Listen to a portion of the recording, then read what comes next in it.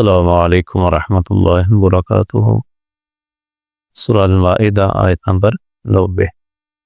اعوذ باللہ السمیع العلیم من الشیطان الرجیم من ہمزہ ونفخہ ونفثہ۔ بسم اللہ الرحمن الرحیم۔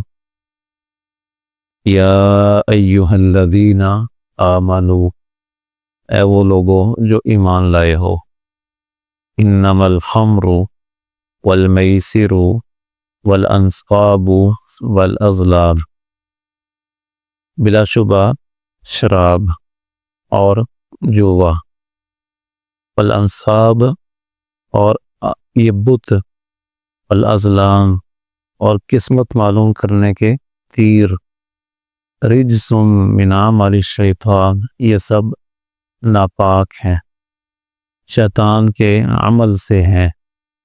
فاجتنبوہ، سو تم ان سے بچ جاؤ، لعلکم تفلحون، تاکہ تم فلاح پا جاؤ۔ شراب کے بارے میں پہلی آیت نازل ہوئی تھی سورہ بقرہ والی، کہ شراب کے بارے میں پوچھتے ہیں اور جوے کے بارے میں، تو آپ انہیں بتائیں کہ یہ گناہ بھی ہے اور فائدہ بھی ہے، لیکن گناہ زیادہ ہے۔ پھر آیت نازل ہوئی سورۃ نساء والی، جس میں ہے لا تقربوا الصلاۃ وانتم سکارى، جب تم مدہوش ہو، تمہارے ہوش و حواس قائم نہیں ہیں، تو نماز کے قریب نہ جاؤ۔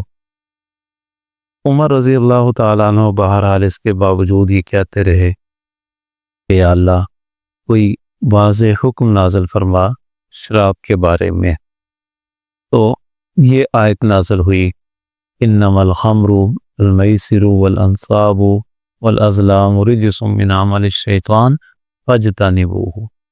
اس آیت کے بعد شراب کی تمام اقسام ہمیشہ کے لیے حرام ہو گئی۔ یہاں لفظ ہے خمر کا، خمر خا میم را، اس کا مطلب ہوتا ہے ڈھانپنا کسی چیز کو۔ عورتوں کے دوپٹے کو خمار کہتے ہیں کیونکہ وہ بھی ڈھانپتا ہے سر کو۔ تو نبی صلی اللہ علیہ وسلم نے بھی یہی تفسیر کی ہے، کل ما خامر العقل، ہر وہ چیز جو عقل کو ڈھانپ دے، عقل کے عمل کو روک دے، عقل معاف کر دے، دماغ کام نہیں کر رہا، انسان معمول سے ہٹ کر حرکتیں شروع کر دے، حلال حرام اپنا بیگانہ اس کو فکر ہی نہ ہو، اس کو احساس باقی نہ رہے، اس کا مطلب ہے کہ اس وقت اس کی عقل کام نہیں کر رہی۔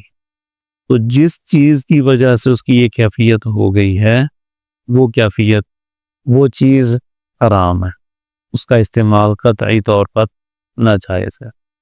ایک حدیث میں فرمایا کل مسکر خمر، ہر وہ چیز جس میں نشہ پایا جاتا ہے وہ خمر ہے، وہ مایا کی صورت میں ہو یا ٹھوس شکل میں ہو، ہر طرح کی۔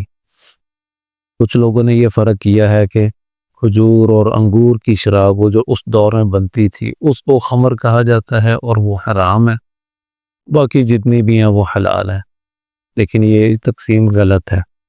جب خود رسول اللہ صلی اللہ علیہ وسلم نے یہ فرما دیا کہ ہر وہ چیز جو نشہ آور ہے وہ خمر کے حکم میں ہے، تو اس کے بعد پھر کوئی چیز باقی نہیں رہ جاتی، خواہ وہ اس دور میں تھی یا نہیں تھی۔ بعد میں نئی ایجادات آ گئیں، کیمیکل کے ذریعے بننا شروع ہو گئی شراب، تو وہ بھی خمر ہی ہے اور وہ حرام ہے۔ المیسر، جوا، کسی بھی چیز میں کوئی بھی شرط لگا کر کام کیا جائے، بھئی آپ یہ رنگ پھینکیں، جس پر بھی آ گیا وہ آپ کی ہو جائے گی، آپ 1 روپے کا، 5 روپے کا، 10 روپے کا یہ آپ ایک پیکٹ خریدیں، اس میں سے آپ کا جو نمبر نکلے گا وہ آپ کو چیز مل جائے گی، یا آپ ایک وہ پھینکیں گے تو یہاں دیوار پر سامنے مختلف چیزیں لگی ہوئی ہیں، تو وہ جس کو بھی آپ کی پھینکی ہوئی شے لگ گئی وہ آپ کی ہوئی۔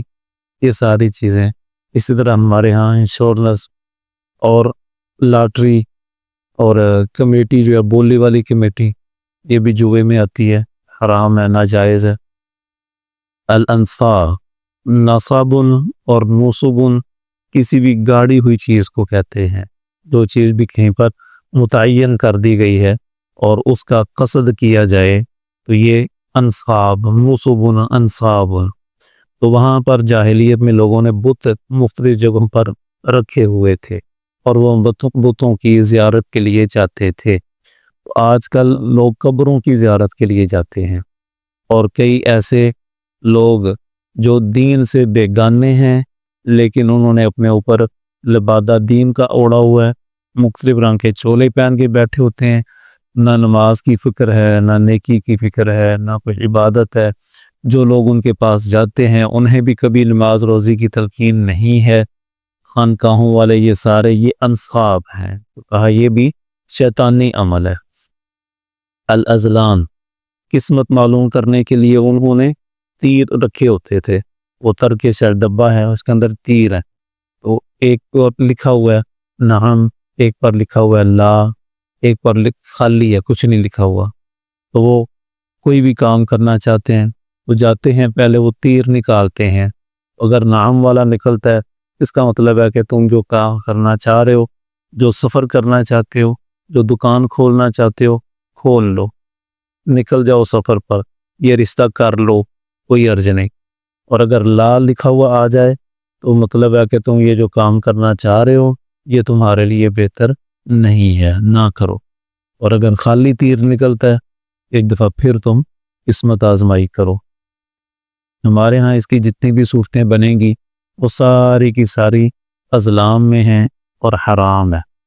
इसकी हराम होने की पहली वजह ये बयान की रिजसन, ये गंदे काम है, सारे फजूल है। गंदे होने का क्या है आगे आ रहा है। मिन अमल शैतान, ये शैतानी अमल है। शैतान इन चीज़ों को पसंद करता है। क्यों? इसलिए कि इन चीज़ों के ज़रिए इंसान अपने असल हदफ से दूर हो जाता, उसकी ज़िंदगी का जो असल मकसद है वो उससे महरूम हो जाता है। और ये चीज़ें इंसान को अल्लाह ताला से दूर करने वाली हैं। हिर्स और तमा दुनिया का वो दिल में पैदा होता है, आखरत का एहसास, आखरत की फ़िक्र वो ख़त्म हो जाती है। फजतनिबूहु, ये हुक्म है अल्लाह ताला का और हुक्म फ़र्ज़ के लिए होता है, यानी तुम पर लाजिम है कि तुम इससे बाज आ जाओ। लअल्लकुम तुफ्लिहून, क्योंकि कामयाबी इनको छोड़ देने में, अगर तुम इन कामों को नहीं छोड़ोगे तो कामयाबी नहीं मिलेगी। तो तुम चूँकि कामयाबी हासिल करना लाजिम है, जहन्नम से बचना, जन्नत का दाखिला ये ज़रूरी है, इसलिए तुम पर लाजिम है कि तुम इन चीज़ों को छोड़ दो। अल्लाह ताला समझने की, अमल करने की तौफीक